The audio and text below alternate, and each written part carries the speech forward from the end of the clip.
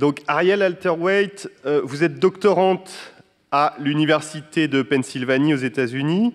Vous préparez une thèse intitulée « L'Empire de la dette, Haïti et la France dans le monde atlantique au XIXe siècle », une thèse dans laquelle vous étudiez les dimensions internationales de la double dette d'Haïti, les systèmes monétaires, la construction nationale et la pensée politique dans la première moitié du XIXe siècle. Alors, vous avez obtenu de nombreuses bourses prestigieuses, je ne les citerai pas toutes, mais notamment la Mellon International Dissertation Research Fellowship, une bourse Chateaubriand de l'ambassade de France, une bourse de la John Carter Brown Library et en ce moment la bourse Charlotte W. Newcomb. Vous avez très précocement publié des articles dans des revues prestigieuses, notamment en 2023 l'article Slavery and Social Debt dans l'American Historical Review et la même année Slavery on Display dans la revue Slavery and Abolition, ainsi que d'autres articles dans la Los Angeles Review of Books. Vous étudiez en particulier comment la rançon de 1825 s'est retrouvée empêtrée dans des systèmes tentaculaires d'endettement international et de prêts étrangers, et je crois que c'est en partie sur ce thème que vous allez intervenir. Je vous laisse la parole. Merci beaucoup pour l'invitation. Merci Cécile, merci Antoine, merci Arnaud. C'est un grand privilège d'être ici et veuillez accepter à l'avance toutes mes excuses concernant les anglicismes qui se cachent dans mes remarques. Bon, je commence. Le 18 juillet 1825, l'ambassadeur du Portugal en France, Joaquim Lobo da Silveira, rapportait au ministre portugais des Affaires étrangères un événement curieux qui s'était produit à Paris. Cette lettre confidentielle contenait des informations importantes concernant les négociations entre le roi Charles X de France et le président de la République haïtienne, Jean-Pierre Boyer. Silveira était surpris, entre guillemets, par l'accord récemment conclu entre la France et Haïti qui reconnaissait enfin l'indépendance souveraine d'Haïti 20 ans après que les gens réduits à l'esclavage et les gens de couleur de cette île aient lancé et remporté une révolution. Bien que cette information ait déjà été largement imprimée dans la presse publique, Silveira jugeait nécessaire de fournir au ministre et par extension au roi João du Portugal et du Brésil toute la vérité. Ce que les journaux rapportaient n'était pas tout à fait exact, notait Silveira, qui ne trouvait pas cela juste. Il y avait en plus un secret, entre guillemets. Les concessions entre les gouvernements haïtiens et français ne seraient lucratives que pour un seul pays, la France. Ce même mois, Haïti avait été reconnue comme nation souveraine par la France. Cette loi, qui allait bientôt être connue sous le nom de loi d'indemnité de 1825, était le résultat des négociations controversées menées par Silveira et d'autres agents étrangers à l'époque. Ce n'est qu'après 2 décennies, 5 négociations diplomatiques et plusieurs changements de régime en Haïti et en France, respectivement, auront lieu, que le président haïtien Jean-Pierre Boyer et le roi français Charles X signent un accord concernant les relations internationales entre les deux nations. Au cours de cette période de 20 ans, selon l'étranger Silveira, bien que la France ait auparavant, et je cite, tant contesté le principe qui légitime la révolte, le roi français avait désormais pris la décision de reconnaître le nouvel ordre des choses dans l'ancienne colonie française. Compte tenu de cette soi-disant légalisation de la perte révolutionnaire, comment la reconnaissance française de l'indépendance haïtienne aurait-elle peut-être lucrative pour l'État français ou ses citoyens? La réponse réside dans la combinaison des conditions de l'indemnité elle-même. En échange de la reconnaissance de leur souveraineté, les Haïtiens devaient verser aux anciens propriétaires des plantations françaises des paiements sous forme de versements annuels. Deuxièmement, Haïti accordait à la France le droit de percevoir la moitié des droits de douane sur tous les échanges commerciaux. Bien que chacune des clauses de l'accord avec Haïti fût prise isolément, elle ne garantissait pas d'énormes profits. Mais, prises ensemble, les deux conditions faisaient plus que simplement équilibrer les comptes du passé. Autrement dit, une dette monétaire combinée aux échanges commerciaux se traduisait par des gains financiers pour la France. C'est là que réside le prestige et la promesse. Avant que les deux nations ne s'accordent sur les termes de l'indemnité, la France se trouvait dans une situation difficile. Silveira et beaucoup d'autres considéraient que la puissance coloniale française était affaiblie après l'effondrement de Napoléon et la perte de sa plus lucrative colonie. Elle était également endettée après les guerres napoléoniennes. La mise en place d'une fiscalité punitive et des réquisitions de biens s'était effondrée, une forme d'empire financée par une expansion territoriale continuée, mais la France avait également des dettes envers d'autres nations, notamment la Grande-Bretagne, l'Autriche, la Prusse, l'Espagne et les principautés allemandes, au titre des réparations, ainsi qu'envers des banquiers privés à travers l'Europe pour payer les indemnités de guerre. De plus, sa capacité navale par rapport à celle d'Angleterre était réduite, rendant presque impossible la réoccupation militaire d'Haïti. D'ailleurs, une telle mission avait déjà échoué de manière spectaculaire en 1803, lorsque les soldats haïtiens avaient vaincu les troupes napoléoniennes qui tentaient de réoccuper l'île. D'autres forces impériales étaient encore à Louvre, qui plaçaient la France dans une position défavorable pour regagner des territoires dans cette partie du monde. L'Empire britannique était particulièrement intéressé par le maintien de ses intérêts dans les Caraïbes après la perte de ses 13 colonies en Amérique du Nord. Il y en allait de même pour l'Empire espagnol, alors que les mouvements d'indépendance se multipliaient en Amérique centrale et en Amérique du Sud. En résumé, les empires européens en 1825 s'étendaient à l'extrême.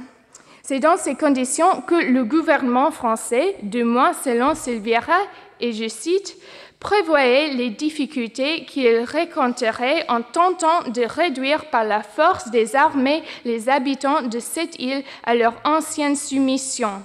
La France craignait peut-être de provoquer et de susciter ainsi une querelle avec l'Angleterre en reconnaissant l'indépendance de la République noire. Les nations riches endettées plongent les nations pauvres dans l'endettement et devient une évidence au XXe siècle, mais cette hypothèse n'était en aucun cas acquise en 1825. Comme l'ont souligné Silveira et d'autres auteurs des deux côtés de l'Atlantique et de la Méditerranée, ce type d'arrangement était nouveau au début du XIXe siècle et son fonctionnement n'était pas encore tout à fait compris, pas plus que son idéologie n'était justifiée. En 1825, il y avait de nombreux types de souveraineté politique dans le monde entier. En Amérique du Nord, par exemple, le gouvernement américain avait ratifié des traités, entre guillemets, de sécession territoriale avec les nations Muskogee, Kansa, Crow, Sioux et Ho-Chunk, parmi bien d'autres. Les peuples indigènes qui jouissaient autrefois d'un certain degré de souveraineté ont vu celle-ci disparaître. De même, à des milliers de kilomètres de là, à Java, une guerre qui allait se solder par l'occupation coloniale néerlandaise éclata, et en Inde, les Britanniques commençaient leur siège pour prendre le contrôle de l'État de Bharatpur. En Grande-Bretagne, les atteintes à la souveraineté étaient également nombreuses. En 1825, la loi sur les associations de travailleurs, le Combinations of Workmen Act, fut adoptée, visant à interdire aux travailleurs le droit de grève et la participation à la plupart des formes de négociation collective. Et parallèlement à la disparition de certaines souverainetés, de nouvelles souverainetés voyant le jour. En Amérique latine, par exemple, pendant plusieurs mois, Simón Bolívar était à la fois président de la Grande Colombie, dictateur du Pérou et président de la Bolivie. Au cours de ce mois d'août en 1825, le Brésil obtient la reconnaissance officielle de son indépendance vis-à-vis du Portugal, tandis que l'Uruguay déclara son indépendance vis-à-vis du Brésil. Et à Cuba, 200 hommes et femmes réduits en esclavage ont organisé une rébellion que certains ont qualifiée de grande révolte des esclaves africains de 1825. Pendant ce temps, de l'autre côté de l'Atlantique, dans le royaume de Dahomey, la ville d'Abeokuta a été fondée pour devenir finalement un lieu important pour ceux qui cherchaient à se protéger de la traite des esclaves. Mais ailleurs, la souveraineté ne semblait pas tout contester. Par exemple, en Russie, le tsar meurt, son frère lui succède, suivant après une succession chaotique. Et en France, le roi Charles X est couronné après la mort de son frère. Ce qui nous amène à Haïti. 1825 fut également une année mouvementée en Haïti. Au début de cette année-là, des pirates espagnols ont attaqué sans succès la côte nord d'Haïti. Au même moment, le gouvernement menait avec succès une campagne de vaccination des soldats haïtiens contre la variole. De nouvelles mesures furent adoptées pour faciliter l'immigration des Noirs depuis les États-Unis et d'autres projets d'immigration voient également le jour. Dans le but de réintroduire des citoyens blancs dans la République selon ses propres conditions, le gouvernement haïtien pense qu'un groupe d'Allemands de la ville-État de Brême constituait un test idéal, arguant que le Brésil a déjà accueilli des Allemands avec beaucoup de succès. C'est également cette année-là que la Bibliothèque nationale de Haïti ouvre ses portes au public. Mais c'est surtout en 1825, plusieurs décennies après l'indépendance, que la plupart des pays européens ont reconnu la souveraineté d'Haïti sur la scène internationale. Et c'est précisément la structure financière de cette reconnaissance internationale qui fera l'objet de mon exposé. Si 1825 a été une année importante pour la souveraineté d'Haïti, elle a également été aussi pour sa dette. Comme je l'ai souligné, il existait en 1825 de nombreuses formes différentes de ce que nous pourrions appeler la souveraineté politique à travers le monde. Mais ce que j'ai omis de mentionner et que Haïti nous rappelle, c'est que 1825 a également été une année importante pour une autre forme de souveraineté, c'est la de la dette souveraine. Du point de vue de 1825, la dette et la souveraineté n'étaient pas tout à fait incompatibles. En 1825, les prêts accordés au nom du gouvernement étranger lointain de l'Europe occidentale ont explosé en nombre et en ampleur. La dette haïtienne, bien que parfois plus ou moins importante en montant financier, s'inscrivait dans ce contexte plus large de les dettes américaines et grecques. Elle était fondée sur les missions des paiements futurs promis en échange de la souveraineté sur les colonies. Alors que les obligations des sociétés étrangères qui promettaient l'extraction de ressources naturelles en Haïti circulaient à la bourse de Londres, la dette haïtienne ne y figurait pas. Jusqu'en 1848, bien que soumise à l'investissement de nombreux banquiers de différentes nationalités, la dette souveraine haïtienne était confinée au cercle financier privé parisien qui opérait avec le soutien de l'État français. Ce monopole financier était une pièce du puzzle assez compliquée dans la pratique. Il est également important de noter que Paris, malgré les tentatives de John Law dans les années 1720 pour créer un centre banquier et commercial doté de nouvelles institutions et de nouvelles monnaies à Paris, cette idée que Paris pourrait être un centre financier mondial était nouvelle sur la scène financière du monde occidental qui était depuis longtemps centrée sur d'autres villes européennes comme Amsterdam ou Livourne. Mais si 1825 fut année marquée par de nombreuses dettes souveraines, elle fut aussi une année des bulles financières. Cette graveur de l'époque montre peut-être le mieux ce point. Entre 1822 et 1825 seulement, la dette souveraine latino-américaine proliféra à la Bourse de Londres pour une valeur estimée à 20 millions de pounds sterling, soit un peu moins de 4 milliards de dollars aujourd'hui. Certaines de ces dettes souveraines, comme celle du Brésil et de la Grèce, avaient été émises au nom d'entités qui n'avaient pas encore obtenu la reconnaissance internationale de leur souveraineté, comme celle de Poitiers, sur la côte des Mosquitos de l'actuel Belize, qui n'existait tout simplement pas. À la fin de la décennie, les obligations latino-américaines représentaient 19 millions de pounds sterling sur les 20 millions initiaux en défaut de paiement. Sur les places boursières de Londres et de Paris, « the art of the puff », comme l'a qualifié l'historien Marc Flandreau, des banquiers et des investisseurs ont gonflé la valeur des dettes souveraines bien au-delà des rivages matériels de la Révolution et de l'émancipation. Du point de vue des spéculateurs de Londres et de Paris, Haïti ne serait qu'une bulle parmi tant d'autres, prête à éclater. À ce que l'on pourrait appeler l'âge de la dette souveraine, les lois internationales adoptées entre Haïti et la France ont marqué un décalage qui s'est manifesté à l'échelle mondiale entre le monde juridique des idéaux et le monde matériel. Haïti et la France existaient dans un monde plus vaste où se débattait la question de savoir ce qui constituait un commerce légitime, la souveraineté et la dette. Mais comment faire le lien endetté entre les personnes et les lieux assez disparates?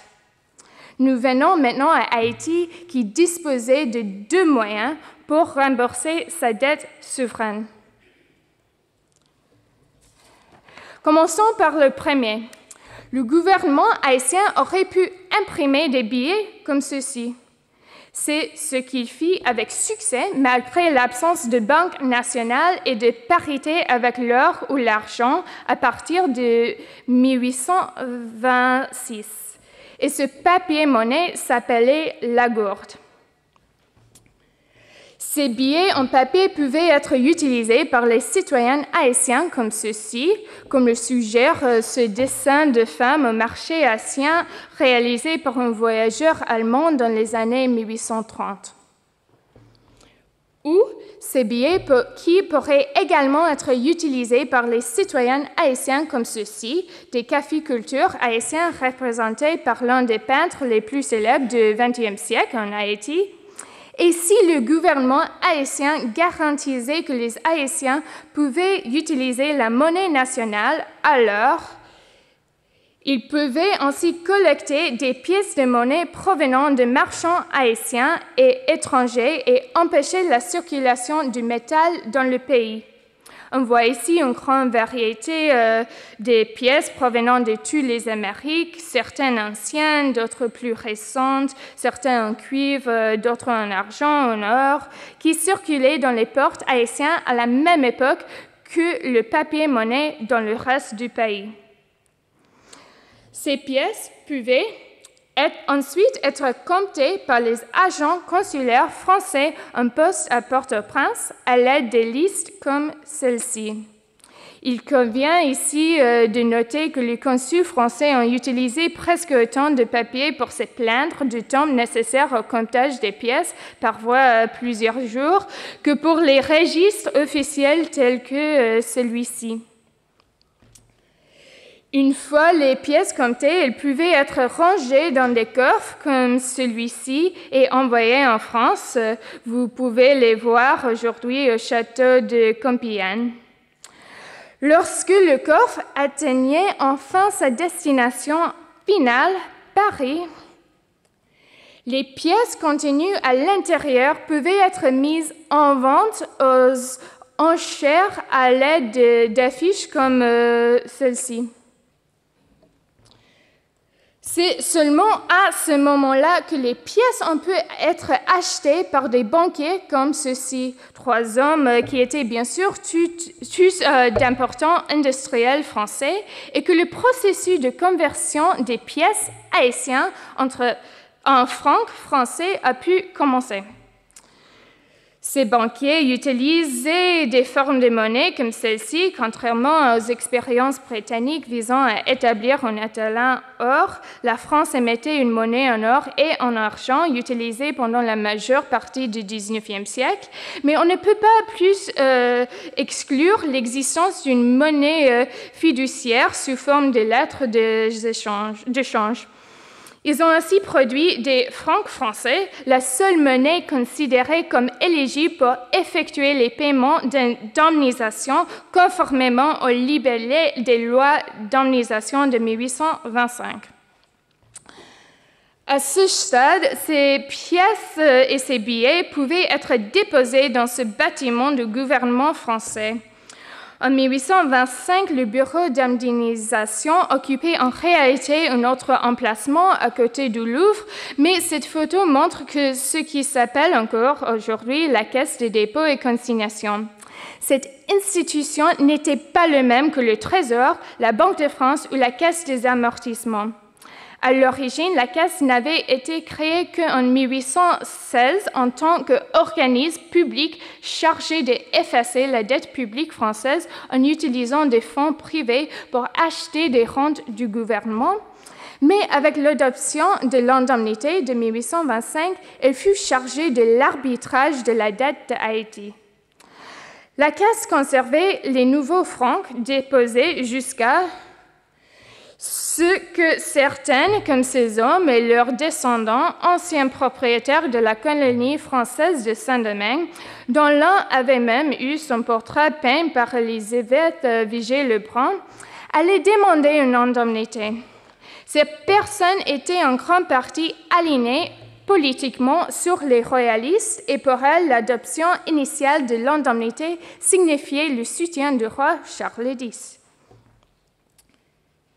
Ces personnes utilisaient ensuite un certificat comme celui-ci pour prouver qu'elles avaient été jugées éligibles par l'État français pour recevoir une indemnité, un processus qui impliquait une bureaucratie tellement lourde qu'il soulevait des questions sur ce qui signifiait réellement être propriétaire en 1825. Ces hommes et ces femmes présentaient ensuite ce document à la Caisse pour recevoir leur paiement. Cependant, il existait toutefois un deuxième moyen pour Haïti de rembourser sa dette. Tous les processus pouvaient tout simplement commencer avec des banquiers comme ces messieurs. Et s'ils vous semblaient familiers, c'est parce que vous les avez déjà vus. Ce sont certains hommes qui ont émis les premières obligations haïtiennes en 1825 et, comme vous le savez déjà, ils font également partie de ceux qui ont acheté l'argent haïtien à son arrivée à Paris. Ces hommes émettaient des obligations comme celle-ci, dont vous voyez ici une maquette exemplaire. Et ces obligations étaient achetées par des personnes comme celle-ci, comme Alexia Yates vous l'expliquera en plus en détail tout à l'heure. Vous voyez ici, pour la 3e fois, l'homme à gauche, c'est Jacques Lafitte, qui était largement appelé à l'époque le banquier de Haïti et qui était à la fois émetteur et acheteur d'obligations et qui s'est livré à l'arbitrage monétaire. Mais il y avait aussi des gens plus ordinaires, issus de la classe moyenne, comme celle représentée dans la caricature de droite, et écrasés par les puissants membres de l'État français.